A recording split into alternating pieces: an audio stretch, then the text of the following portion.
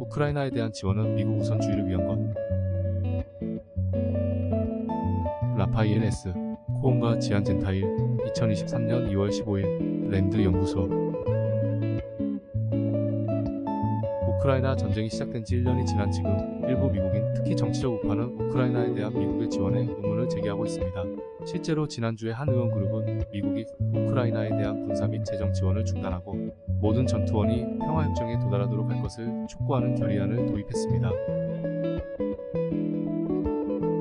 왜 미국은 지구 반대편의 전쟁에 수백억 달러를 써야 합니까? 공정한 질문입니다. 많은 사람들의 주된 대답은 잔인한 독재 정권이 더 작고 미성숙한 민주주의에 까닭없는 공격을 가했다는 것입니다. 러시아는 수천 명이 무고한 우크라이나인을 살해하고 더 많은 사람들을 강간하고 고문했습니다. 거의 800만 명의 우크라이나인이 나라를 떠났습니다. 거의 800만 명에 대한 인도적 지원이 필요합니다. 이러한 이유만으로도 미국이 러시아에 맞서 우크라이나의 전쟁을 지지할 수 있는 설득력을 가지게 될 것입니다. 그러나 도덕적 우려를 제외하고도 우크라이나에 대한 미국의 지원은 여전히 자국의 이익을 위한 것입니다. 지난 30년 동안 공화당과 민주당 행정부는 조지 H. 부시 대통령이 한때 완전하고 자유로운 유럽이라고 묘사한 것을 추구했습니다. 그러한 목표는 미국의 박애 정신 때문이 아닙니다. 그것은 경제적, 전략적 이익 때문입니다. 현재 미국과 유럽의 무역은 연간 1조 달러에 달하며 미국 최대 무역 파트너 중 하나입니다. 유럽 동맹국들은 또한 미국이 주도하는 작전, 가장 최근에는 아프가니스탄에서 그리고 이라크에서 이슬람 국가에 대항하는 작전에서 수만 명의 병력과 수십억 달러를 기부하는 군사 동맹국의 목록에서 수위를 차지합니다. 미국의 안보와 번영은 수십 년 동안 유럽과 얽혀 있었고 오늘날에도 마찬가지입니다. 우크라이나의 성공은 국가 자체뿐만 아니라 유럽 전체를 보호하며 이와 함께 미국의 경제 및 안보 이익도 보호합니다. 이와 대조적으로 러시아의 성공적인 우크라이나 침공은 미국 동맹국의 문 앞에 위협적인 세력을 배치할 것이며 이는 미국에 대한 직접적 안보 위협이기도 합니다. 결국 러시아는 미국 선거에 개입했고 미래에도 그렇게 하겠다고 약속합니다. 미국 기관과 상업 기반 시설에 대한 사이버 공격을 수행하고 서방 땅에서 반체제 인사와 공작원을 암살하려고 시도했으며 산하 단체에게 다음과 같이 지시했습니다. 서방의 목표물에 대한 테러리즘 캠페인에 가담하라.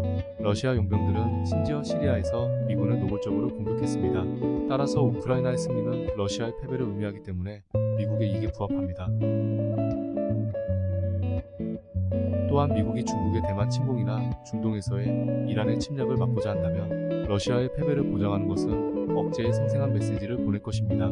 적나라한 침략 행위를 저지르는 국가에게는 피할 수 없는 재앙이 기다리고 있다는 신호가 될 것입니다. 이미 미국은 수천 대의 러시아 차량, 수십 대의 헬리콥터와 항공기, 수십 척의 선박이 우크라이나 방어에 투자한 수백억 달러 때문에 파괴되거나 파손되었음을 압니다. 미국은 마찬가지로 키예프, 하르키우, 헤르손 주변에서 러시아의 전장 반전을 그러한 투자가 성과를 거두고 있다는 신호로 지적할 수 있습니다. 미국 납세자들은 미국 돈이 어떻게 사용되는지 면밀히 조사할 자격이 있지만 사실 모든 것을 감안할 때 지금까지 우크라이나는 현저하게 좋은 수익을 제공하는 군사 투자국임이 입증되었습니다. 더욱이 우크라이나 전쟁은 귀중한 정보 원천이었으며 앞으로도 그럴 것입니다. 반세기 전 1973년 아랍-이스라엘 전쟁과 마찬가지로 우크라이나는 미국 무기의 실사격 시험대가 되었습니다. 군사적 관점에서 미국은 21세기 전장에서 미국인의 생명을 희생하지 않고도 어떤 시스템이 작동하고 어떤 시스템이 작동하지 않는지 알아내고 있습니다. 우크라이나에 대한 미국의 군사 지원은 다른 방식으로도 미군을 강화합니다. 우크라이나에 대한 미국의 군사 지원의 대부분은 기존의 재고에서 경우에 따라서는 낡은 군사 구축 범위에서 나옵니다.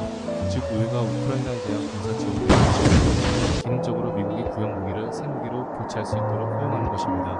우크라이나 원조는 또한 단기적으로는 미국방위 산업과 미국 경제를 부양하고 장기적으로는 포탄의 성능과 미사일의 이익까지 연구해서 생산할 수 있는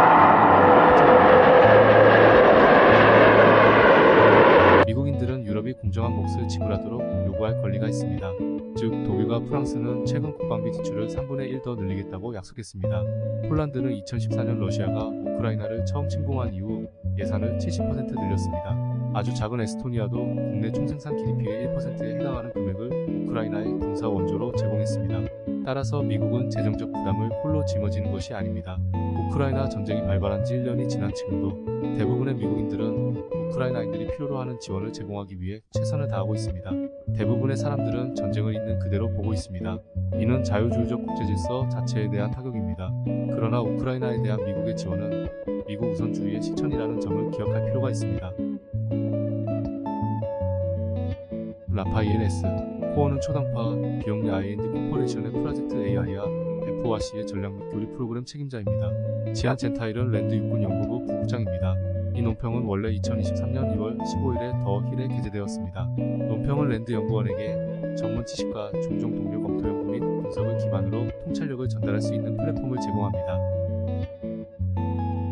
안녕하세요. 사내TV의 싱크탱크 뉴스입니다. 세계 두뇌 집단의 다양한 연구 성과를 요약하여 소개합니다. 영상 편집 브루 시스템, 영어 초역 구글 번역, 요약 정리 TTN 박종기 박사. 제안사항이 있는 분은 AITV GMAIL 감 시청해주셔서 고맙습니다.